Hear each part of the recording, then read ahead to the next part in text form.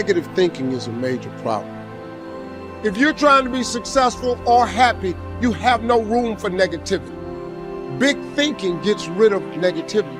Dreams and visions gets rid of negativity. Now, what you cannot do is bury yourself by using your success compared to other people. See, success is not how far you got, because somebody always further than you. Success ain't how far you got. Success is how far you got from where you started.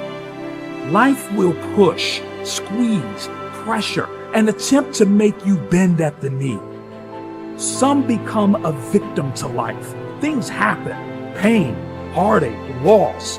We can either be the victim or the victor to these situations. So until your mind is open to the possibilities that I can do this, you would never be able to do it. Once the mind starts to believe it can be achieved, it then, only then, does it start to break down tactically how we can do this. Until then, you're gonna always lose. For me to understand, for me to be better, for me to be stronger, I must learn to suffer a little bit. I must learn to struggle a little bit. I cannot reap the rewards of success without understanding about struggles. If you want to go somewhere that only you would go, if you want to create something new and really live a life that was meant for you, because it's literally crafted by you, you have to take the first steps on faith. If you have a dream, don't just sit there. Get your ass up and make something happen. Sometimes you just have to move. Do something. Make a call. Reach out to someone. Google something. Learn something new. Set out what you believe in. Lay out the power you have. Actually, lay out the power that you have always had. Use this, become this, and have it. Your power can take you, put you on your path to your success, to the place where you succeed.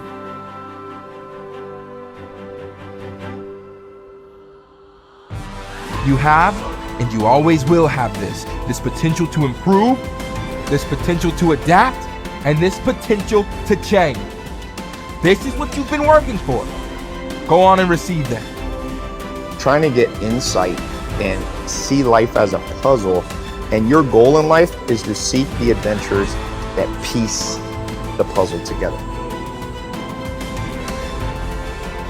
Who are you? You're the thing that transforms who you are. Now, you're also who you are, but on top of that, you're the thing that transforms who you are. You are the thing that is, and you're the thing that becomes. And you should put the thing that becomes at a higher place than the thing that is. That means you also have to allow yourself to shake off those things about you that you might be pathologically attached to, habits and people, for that matter, ways of thinking, all of those things. You have to allow yourself to shake those off, and that's more like a burning. That's why the phoenix is the symbol that it is, right? It's old and it deteriorates, it bursts into flame, and then it's reborn. It's like, well, do you want to be reborn? It's like, it's not the question. The question is, do you want to burst into flame? And the answer to that generally is no, but that's the wrong answer. The right answer is you let all that nonsense burn away. And you might say, well, I don't know what I should leave behind. And the answer to that is, that's a lie. You know some of the things that you should leave behind. All you have to do is ask yourself. You'll come up with a list instantly of 100 stupid things that you're doing that you know you could stop doing. Some of them maybe you don't know you could stop doing. It's like, well, fine, leave those alone for now. But there's a bunch of things you perfectly know well that you could stop doing that would improve your life. And so do that, see what happens. That's a good idea. What's really interesting is self-value, real self-worth comes from doing hard things. We keep talking about self-love. We keep talking about loving yourself, believing in yourself. That happens naturally when you go through something difficult. Everyone who's listening right now, I guarantee has been through something difficult. Maybe they lost a friend. Maybe they've been through cancer. Maybe they lost their job and had to rebuild. Maybe they completely got destroyed during the pandemic and had to figure everything out with their health. The point is, we've all done hard things, and self-worth and self-value comes from recognizing the hardship you've been through and the growth that you made during that time. Now, if you're someone who's listening and saying, Jay, well, I'm not sure I've been through anything that challenging, well, that's your challenge. Go and figure out what it is that you want to do that's hard. Is it developing a new skill? Is it getting a qualification? Is it starting that business or dream that you've always wanted to do? What's that difficult thing you're going to do on your own, with your friends, with the support of whoever's around you, but not with the crutch or the handicap of a partner? What are you going to build as a skill, as a tool, as a value yourself that's going to make you say, I've done something? And that's the beginning of it. The beginning is, I've done something and I did that and I can do that. And when you do that, yes, there's going to be, you're going to validate the wrong things. You're going to give yourself praise for the wrong things. You're going to go through ego. You're going to do all of that. But there's still a belief of, I can do hard things. I can do hard things by myself. And I know what value I bring to a relationship. Persistence is self-discipline in action. Your ability to persist in the face of all setbacks and temporary failures is essential to success in life. Napoleon Hill said, persistence is to the character of man as carbon is to steel. The primary reason for success is persistence. And likewise, the primary reason for failure is lack of persistence, quitting too soon. There is a direct link between self-discipline and self-esteem. Each time you discipline yourself to do what you should do when you should do it, whether you feel like it or not, your self-esteem increases. Each time you persist and force yourself to continue on, even when you feel like quitting, your self-esteem goes up. Each act of self-discipline strengthens every other act of self-discipline. Every act of persistence strengthens every other act of persistence. When you discipline yourself to persist over and over, you like and respect yourself more and more. You become stronger and more confident. Eventually, you become unstoppable. Persistence is its own reward. Every time you force yourself to persist on a task, whether it is large or small, you feel happier and better about yourself. When you go the extra mile and do more than you are paid for, or more than is expected, your self-esteem goes up. You feel more powerful and in greater control of your life. In your career, when you go the extra mile, you put yourself on the side of the angel. The primary difference between winners and losers in life is simple. Winners never quit and quitters never win. You can increase your ability to persist by talking to yourself positively. Say these words, I am unstoppable. Before you begin any major undertaking, pre-program yourself by telling yourself, I never give up. Before you can achieve anything worthwhile in life, you have to pass the persistence test. This is usually a snap quiz sprung on you unexpectedly with no warning.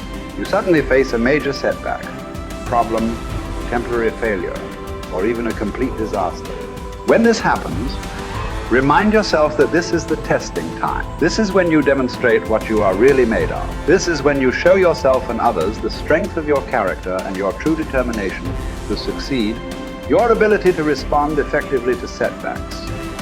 Your level of responsibility is the measure of your readiness to succeed. When you experience a major setback or problem, you will feel temporarily stunned.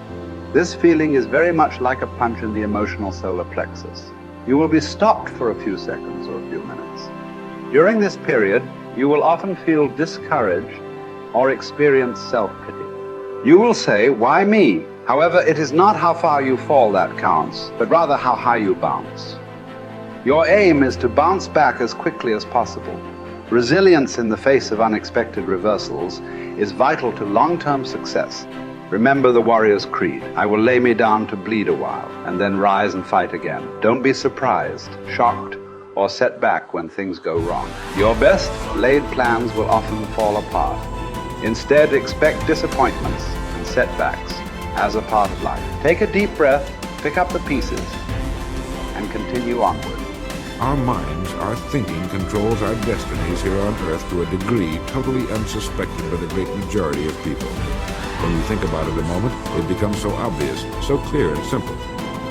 Well then, if we become what we think about, and if we can control our minds, we can pretty well tell our own future. And that's the point I want to make.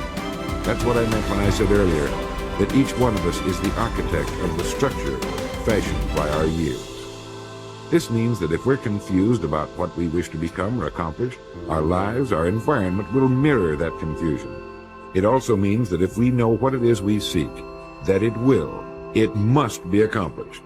Barring an act of God or a catastrophe over which we have no control, we as individuals can call our own shots for the rest of our lives. We can know what it means to go through life from one success to another, to play life according to the rules and reap the rewards. We can know what it means to have peace of mind and live calm, cheerful, successful lives. You are at this moment the sum total of your thoughts to this point, for there is nothing else you can be. And 5 years from now, you can be and have anything you set your entire mind and heart upon.